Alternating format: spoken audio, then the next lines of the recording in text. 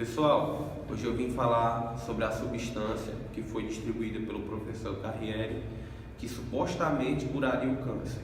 O nome da substância é fosfoetanolamina. Essa substância ela tem a proposta de quê? Substituir a quimioterapia. Qual é o mecanismo de ação dela? Teoricamente, segundo o professor, essa substância ela imitaria uma substância que já existe no corpo humano, que é a fósforo.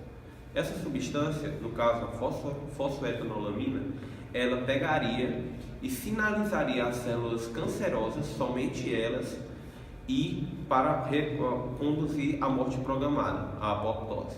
Diferente da quimioterapia, que geralmente tem muitos efeitos colaterais por conta de não só atingir as células cancerosas, mas todas as células, e ser muito danoso para o corpo do paciente.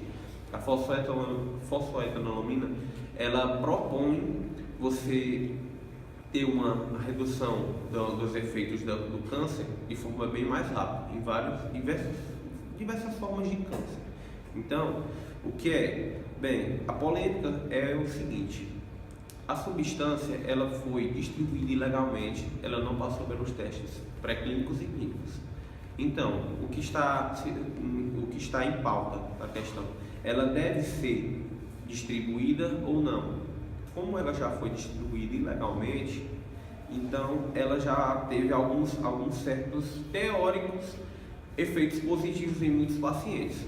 Só que, como segundo a Anvisa e todos os passos científicos do teste da substância não foram utilizados, então teoricamente ela não deveria estar em comércio.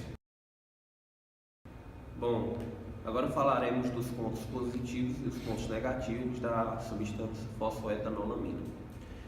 Um dos principais pontos positivos da substância seria o seguinte: alguns pacientes são descobertos em estágios muito avançados do câncer, e nesse caso, como o paciente não poderia utilizar nem a quimioterapia, nem a cirurgia em si, essa substância ela entraria como um tratamento alternativo que poderia conseguir manter o paciente em certo estágio do câncer ou até mesmo curá-lo.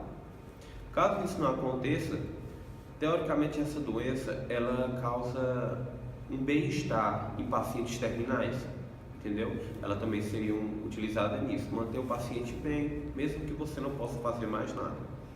E também, outro ponto positivo, ela é uma substância de custo baixo. Então, para ser produzida, geralmente uma cápsula seria, no caso, utilizando 10 centavos por cápsula, entendeu? Caso não tenha uma utilização da indústria farmacêutica de forma exacerbada, ela poderia ser muito bem acessível a qualquer pessoa. Outro ponto positivo também é o seguinte: ela já foi feita testes em animais e células. É claro que o corpo humano ele é bem mais complexo, porém, se a fosfoetanolamina ela passar por todos os testes necessários, ela pode vir a ter resultados promissores. Outro ponto negativo em relação a isso é o seguinte: a afirmação do professor Carriere em falar que essa substância causa a cura do câncer é uma afirmação incorreta e muito perigosa de se dizer. Por conta do que? Ela não é um fato científico. Não foi realizado nos determinados testes, os testes pré-clínicos e clínicos.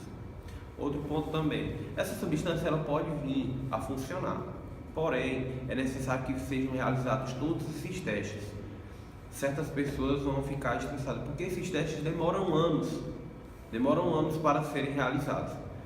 Então, embora sejam esses anos e certas pessoas não conseguirão utilizá-la, ela é necessária que passe por todos esses testes para que ela venha a ser utilizada de forma segura por todas as pessoas.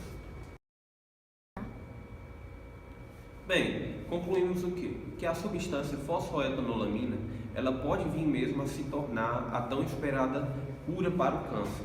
Porém, é necessário que, para que ela seja realmente feita, ela tem que ter um embasamento científico, ou seja, passar por todos os testes clínicos e pré-clínicos estabelecidos pela Anvisa, e que ela venha a ser comercializada ou distribuída para todos os pacientes.